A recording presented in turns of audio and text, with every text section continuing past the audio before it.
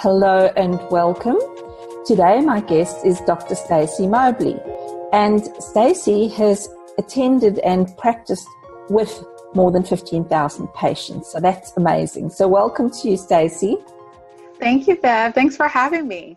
It's so good to have a naturopathic doctor on the show. So we're going to kick off with, tell me a bit more about yourself and what it is that you do. Okay, so you mentioned that I'm a licensed naturopathic doctor. I absolutely love what I do because I had the opportunity to learn the best of both worlds. So the conventional allopathic medicine, which is what most people are used to, and how to use natural therapies to really move healing forward. And so it's so much more than just popping supplement pills or doing yoga, which those are great, but marrying those two have been really amazing to help people move forward with their health goals. And so how long have you been practicing, Stacy? Now, oh my gosh, Bev, you're making me think about that. So now for about 8 years. So it's been a really fun ride, and time has flown really fast, but that does happen when you're having fun. Yeah, absolutely. Doing something that you're passionate about. And that leads me to another question, because let's talk about your well-being journey and why you became so passionate about health. Yeah, so ironically, my health issues started after I already started the journey to med school. So this started because I didn't want to be anything else other than a doctor. That's literally how this journey started. But on my way to med school, and which I was on track for traditional MD, I didn't know anything about naturopathic medicine at that time or wellness other than what my grandparents would talk about. And I did not really think there was much merit to it, believe it or not. So such an oxymoron for me to be here talking about this. And so when I started to have health issues such as anxiety, panic attacks, more cavities than usual with my teeth, oh my gosh, I would have this huge rash. I used to call it the Michael Jackson rash because it just really changed my color to be more of Bev's complexion, which is clearly not supposed to happen, which that ended up being a huge fungal yeast issue that no one knew how to deal with. So all of those things led me down the journey of really understanding what to do for myself, because I went to doctors, I went to health practitioners, and no one was really able to help me in the way I needed help. And we can talk more about that later, Beth, if you want to. Yeah. So for you were already in MD school when you switched to naturopathics, or how did you do that? Such an interesting question. So I'd taken the MCATs, which is our test here in the U.S. I'm not sure if it's the same in Australia, to enter medical school. And so I was applying to schools, and that cost a lot of money, Bev. So it's not an easy game, you know. And I came across this young lady who said I should look into naturopathic medicine. And I'm like, yeah, right, whatever. You know, this girl's crazy. Long story short is I do understand synchronicity. I do understand listening to the intuition, and something strongly told me to wait when it came to interviews for medical school and listen to what she was talking about. It was such a strong voice, which I'm sure you all can relate to or will at some point in your life. And I decided to listen to that voice, and it led me down the path of applying to naturopathic medical school. And that is no joke, that school, but completing, getting done, and getting out and really helping people in a way that I feel I never would have been able to if I had stayed on my original path. Yeah. Oh, that's wonderful. So you you were headed for the medical school, traditional medical school, but there was an intervention, I would call it, you know, where somebody comes in your path, and that's beautiful. So, Stacy, it's the month of Sleeptember, and we're focusing on quality sleep and restorative sleep because it's the foundation and elixir of life for me. So I want you to tell us, why do you think that sleep is key to health? Oh, it's the number one reason that I feel sleep is key to health, Beth, is because we are humans. What do I mean by that? What I mean by that is we need to regenerate. We're not robots. So sleep is that time, I call the factory starting. You know, when we lay down, the factory's moving up. This is our time for our nervous system to get rest, for our muscles to do what it needs to do, the rest, and also start working for our organs to get to work, cleaning up toxic things that our body produces naturally, because there's a big difference between those, and then the array of excess toxins that we are exposed to externally nowadays that our grandparents and great-grandparents and so on did not have to worry about. Their bodies did not have to worry about getting rid of those issues. So if we're talking about sleep, so we know that obviously one part is the detoxification, and I know from my studies is that the endocrine system is being reset from between about 9 to 11 p.m., and that means that it affects all of our hormones. So what is the relationship between sleep and the hormonal system? It is a total marriage, Bev. You cannot have dysfunction in one and have functional relationship in another. If we just want to think about, most people that listen to your show are probably familiar with adrenal dysfunction or adrenal fatigue. So we can start with cortisol. You know, cortisol hormone is really going to help you with that sleep cycle.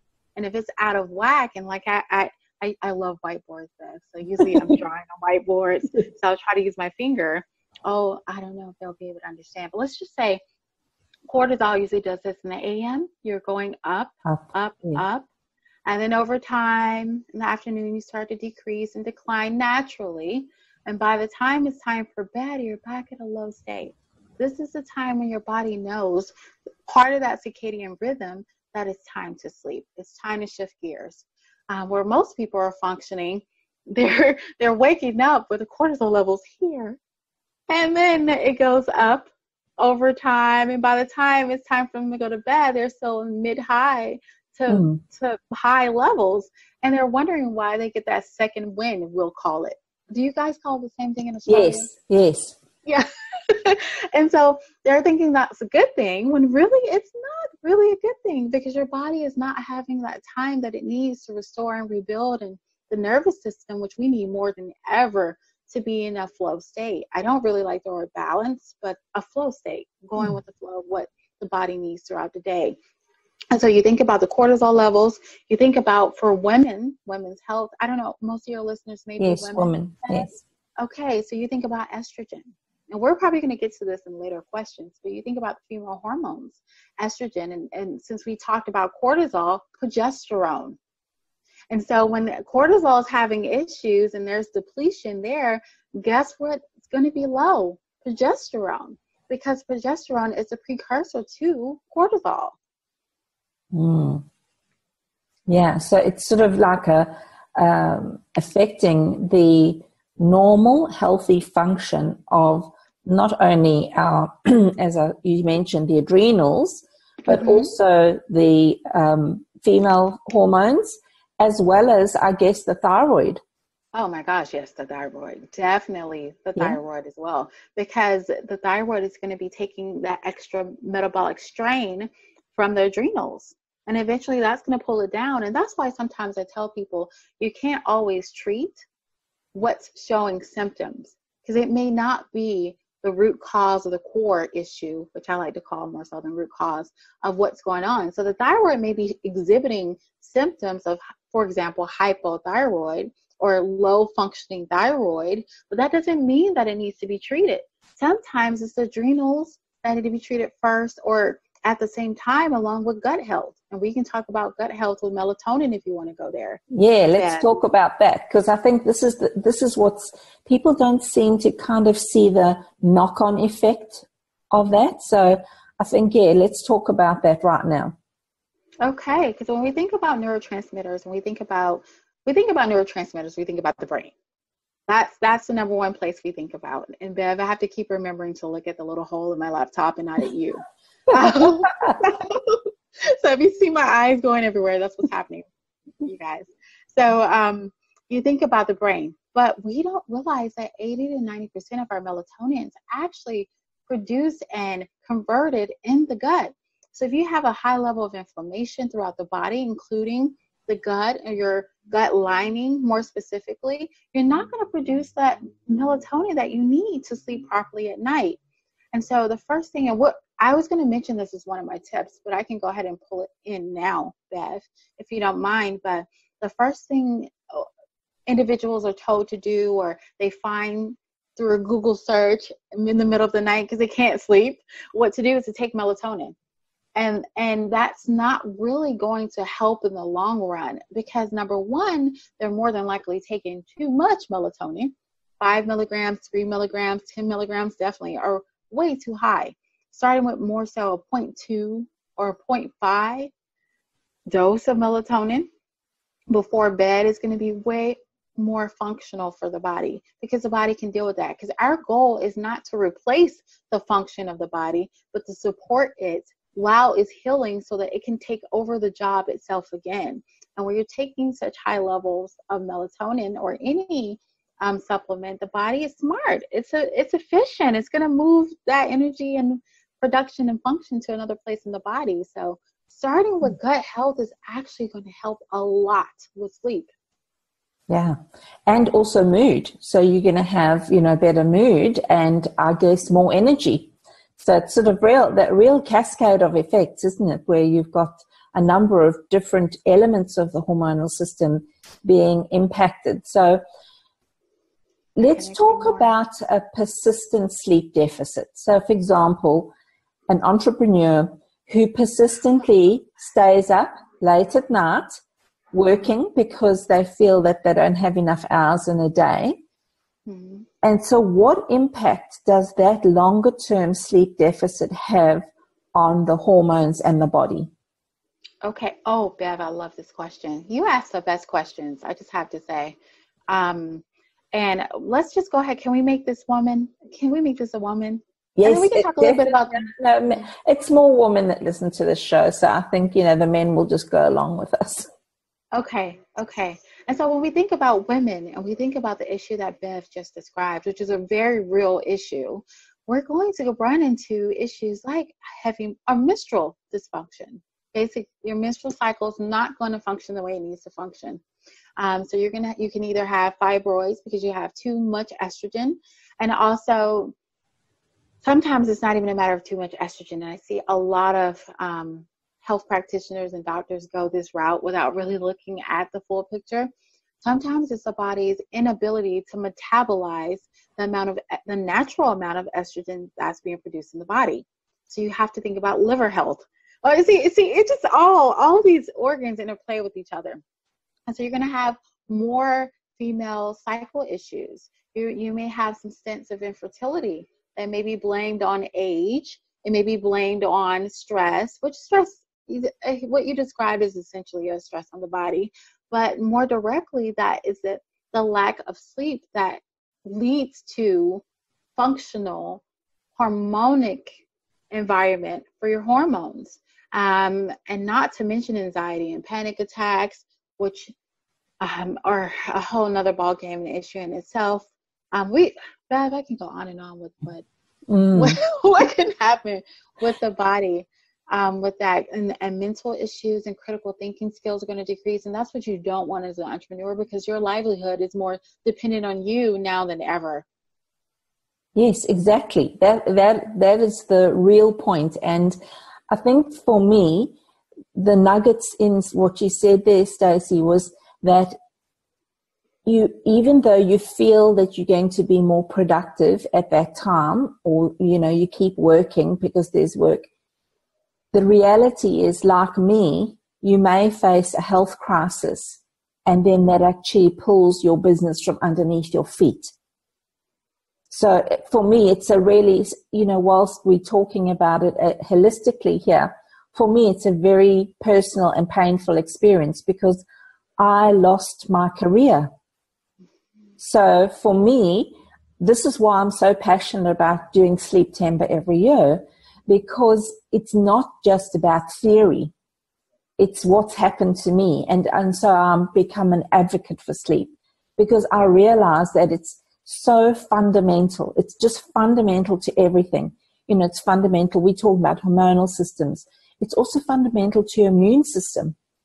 So, it's like you mentioned, sort of bringing in the liver and the gut and all of those, and it's all interrelated. So it's not just one aspect of your life.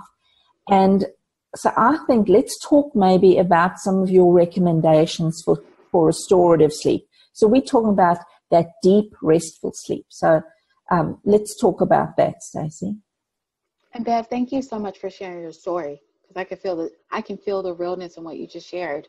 And one of the suggestions I have, and Bev led into this so beautifully, is the power of choice. But there's a lot, and this is not to blame anyone, because you don't know what you don't know until you know it. And sometimes you learn about it the hard way. But the power of choice and priority over supplements. Because the first thing people do when they come and they find me and they want to know more about how I work together, or they ask me questions, is what supplement do I take for fill in the blank? When that is, I always say step 2 or step 3.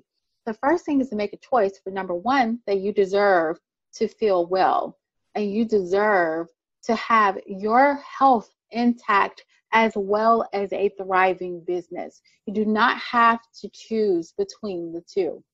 And then you're going to make a choice to make yourself a priority, because you are the center, even more so, of your business than when you probably had a corporate career or job, even though that still matters too, because it still involves you, but you'll still get a paycheck at the end of the day if you're functioning. I was going to say another word, but let me politically correct. If you're functioning at a lower level than your true potential. But when you're an entrepreneur, you're all you have. And so you have to make the choice on not just a physical level, but an emotional level and a mental level to put yourself first, especially as women, because a lot of times, Bev, it's not just the business. It's the business. It's kids. It's spouses that depend on us. It's elderly parents that may need support outside of us. It's clients that need support outside of us. Those are real external issues pulling at us. Real issues and real people that need us. But if we're not there for ourselves, there is no way that we can be there for anyone else. And I was speaking with, because I love geriatrics as well. That's something a lot of people don't know. And because they get treated, anyway, that's a different story for a different day. But one thing that we were talking about in a meeting the other day, actually, Bev, a meeting that made me have to be here today instead of when we were supposed to be together, was that 80% of caretakers pass away before the people they're taking care of. Wow. 80%. That's, wow. And this does not depend on their initial health status. So imagine if you're going in with failing health or health that's not up to par. What can happen? So it's imperative. It's not selfish to put yourself first. So that's number 1. I didn't mean to stay on that long, but I just felt the need to share that because it starts with our choice. We're not victims. No matter how much we like to feel we are, or how the world's against us, we're not. And your environment starts to shift around when you decide to make decisions for yourself and keep yourself centered. That's number 1. Number 2 is to really understand what's really going on at the core. Because a lot of people throw around this root cause and all of these labels, and they're still treating superficial issues. And that's one thing I see in the market a lot nowadays. So we talked about sleep, and the first thing most people want to go to is melatonin, like we talked about before. But we want to take it even deeper than that. We want to get to the gut. We want to support the gut. We want to support your endocrine systems. We want to support that immune system that Bev brought up, because that's really important. It's going to really, really come into play as we move into, especially in the U.S. I guess now it's different for you guys in Australia, Bev, but we're moving into the fall seasons and soon into winter. And that's going to make a big difference on your immune system. Again, you are the face of your business. You're the center of your business. And if you have a small to no team and you're down with the flu because your immune system wasn't up to par to handle what it needed to handle, because it doesn't really matter what you're exposed to. And it matters how your body's environment is going to respond to what you're exposed to. So, and keeping that mineral status up. So now that we're transitioning into a different season, so using bone broth recipes, focusing more on staying hydrated, because we think we need to stay hydrated more so in the summertime, when actually the wintertime is where we're going to be the most dehydrated. And the water is not just about thirst, but it's also about lubricating your joints in your body. It's about moving the toxins that your body naturally produces, or the metabolic system is naturally trying to get rid of, which is nothing wrong with, moving that through the body so it does not become stagnant and cause other issues. Bev, I know I'm going on a little of a rant here, so yeah, we've gone on a little tangent. Let's come back to sleep. Yes. So sleep, and making sure that you block out the time for sleep, because a lot of times when we don't put things on the calendar, or even if it's a calendar in your mind, if it's not there, it slips away. So you give yourself a sleep time. Give yourself a sleep time. So say I'm going to be in bed by 9. I'm going to be in bed by 9:30, 10 at the latest, because Bev alluded to this early in our conversation. But our organs really do have times when they wake up and become more active, and then when they kind of relax a little bit and let the next organ come into play. And so you're going to need to be in bed by 10 p.m., whatever time zone you're in at the latest, so that your body can do what it's set up to do naturally. Because our times have changed, the way we do things have changed, and our scheduling has changed, but the body hasn't caught up with that yet. That is just pure gold. So you and I sing from the same hymn sheet. Yes. And I think, Stacy, what you're saying there is there's no substitute for quality sleep, really. So you need to get the quality sleep, because that sets up all these bodily systems and functions for success. So just like you do in your business, if you're an entrepreneur or even a professional, is you set yourself up for success by doing certain things.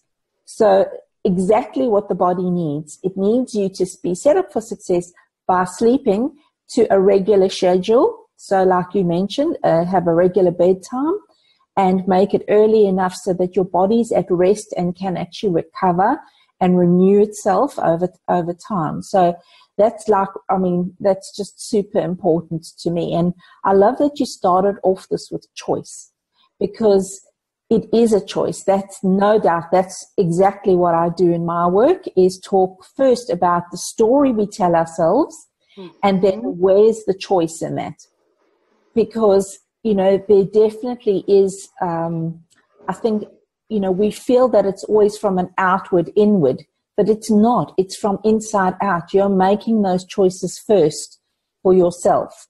So that leads me into you talk often about tough love. So why do you believe that sometimes tough love is key to our well-being? Yeah, it's like, why does this Southern gal talk about tough love? Because it's imperative. One thing I really wish people would have done as I was moving through life, and as I continue to move through life, Bev, is to tell me the truth.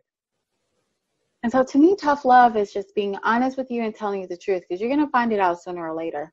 I have empathy. I have compassion for where people are, because they are where they are for a reason. There's lessons. There's things to learn from that can sometimes only be learned from through experience. But also truth is a huge component of that. So the tough love is more so just being honest, straightforward, telling the truth, so they can move forward and move through what they need to move through in the most effective and efficient way. Because I call it the merry-go-round, Bev. Sometimes we can stay on that merry-go-round a lot longer than we need to. Yeah, true that, because I guess, like you mentioned earlier, sometimes you don't know what you don't know. But what I find a lot, Stacy, is it's not what you know, it's what you do. So, So for me, the power is like if we couple those two ideas of you have the freedom of choice, but then in fact, if you know something and you're not doing it, it doesn't really matter, because it's not going to work. So having, head knowledge versus implementation, to me, is the difference. So when we know that sleep is so vital to thrive, and I mean thrive in the best sense of, feeling vital and alive and having energy, not having hormonal problems with either our female hormones or thyroid or adrenals, any of that. So we're thriving. We're just feeling, we're loving life. That for me is important. So I think, that's been absolute, gold for me. And also, Stacy, then you mentioned that you started with one tip, but what are your other tips for living fabulously? Thank you, Bev. I want to talk to the people who are labeled overachievers, if that's okay for a second. Yeah. And that tends to be a lot of entrepreneurs. And so, and I say labeled because we usually don't see ourselves as that. I'm sure, Bev, you can relate to that. We just are doing what we need to do to get things done. But sometimes we feel like we need to take the whole elephant with us. Like baby steps are for the birds, or baby steps are for weaker people in a way. And it's not. Baby steps are so important for long-term implementation. So when you try to take all these tips and all these steps at one time and try to do them, when you have not been doing those things and you're trying to create habits, that's just going to cause more frustration than it needs to cause. And by doing one step at a time, you're still doing something. So I don't want the achievers or overachievers to feel like just because they decide to start with one thing, because that would be my first tip, start with one thing. Start with choosing your bedtime. Start with getting clear on the story, as Bev talked about. But don't spend much time there in that story, because we can go real deep in trying to get into those beliefs and triggers and whatnot and get lost in the rabbit hole there too. Get clear on the story and then move to the next step. Choose your bedtime. Choose a time that works, even if it's just for that night, even if it's just for that week. Don't put so much pressure on yourself to say, well, I will like to get to bed by 10 or 10:30, but I have a meeting in 3 days, or I have to go to Thailand next week, and that's just not going to work, so I'm not going to do it at all. I'll start it next month. No, start for tonight. Take each night at a time. Start there. My next tip would be to really get a good workup. Get a good physical workup. Get your blood work done. Go see your primary care doctor, whether they're MD or not. Go see them and get an idea of where your starting point is, where your baseline is. And then if you need more help from there, you want more in-depth suggestions, then look for that support as well. But learn where you are baseline with your health. What does your thyroid function look like? What does your adrenal function look like now? Get an idea of how your sleep is now. Track your sleep for a week or what's going on there. Get a look at your, I want to call it CBC, CMP, Bev. I'm not sure what you guys would call in Australia, but just basic blood work. Yes. And start there. And just get an idea of where you are, because I see a lot of people want to jump to taking all the supplement or biohacks, which is more popular now, Bev, right? Without knowing where they are as an individual. And I feel that's really important, because you don't want to start taking cookie cutter general advice when you don't have to. And the next tip that I would have is to really, if you're going to take melatonin, start with a low dose. And it's not your end game. Use that to get the sleep you need in the meantime, while you do the other things that we talked about.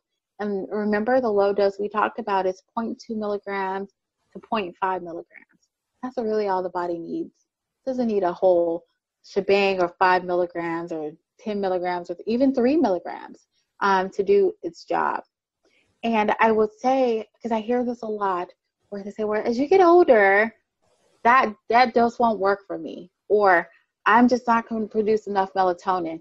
This goes still back to the gut health. It has really nothing to do with your number age, but as much as how long has the inflammation been around. And so if the inflammation has been around 50 years versus 30 years versus 40 years, they're going to have a different impact on the body. Of course, we have to take into consideration your constitution, your personal makeup. But in general, the longer there's wear and tear in a car, the more problems are going to be down the road. Yeah, amazing. Thank you, Stacy. Those are fabulous tips. You must have been listening to my recent webinar when I said only choose one thing, because that's the problem, is we wait to get started and then we never get started. So, yeah, thank you so much for reinforcing that. It also, you can be, what I would say, a high achiever at sleep by just choosing a bedtime. Mm-hmm. You know? It's a huge achievement. Yeah, We exactly. undermine those things, Bev, right? We undermine those. And I'm speaking from personal experience when I say that. So, because I'm a recovering perfectionist, you know? So even being here now like this, yeah, I mean, it was a real issue, Bev. So, so now being here like this is a big deal for me. Bev knows what I'm talking about. So yeah, just start one thing. You'll do something. Okay, beautiful. Well, thank you so much for being with me today, Stacy. You can find Dr. Stacy Mobley at her website. So it's www.stacymobley.com, and also on Facebook under Stacy Mobley, Dr. Stacy Mobley, and these will be in the show notes, so don't worry about the spelling of that. But thank you so much for taking time to be with me today, Stacy. It's just wonderful to have your gift of understanding and goodness here. Thank you. Thank you, Bev. I love being here and I love what you're doing. I'm happy to